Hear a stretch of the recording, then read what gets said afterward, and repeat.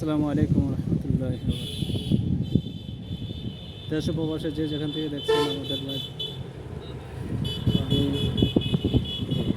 মাওলানা মুফতি রফিকুল ইসলাম ভাইজানের সাথে আমি একটি শেয়ার নিয়েছি 1 লক্ষ টাকা। আশা করি সকলে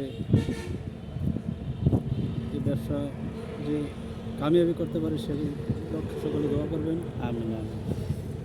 আল্লাহর ঘর মসজিদ, এটা মডার্ন মসজিদ, দেবিদ্বার মডার্ন মসজিদে আমরা আছি। মসজিদে দাঁড়াইয়া আল্লাহ তালার ঘরের মধ্যে দাঁড়াইয়া আল্লাহর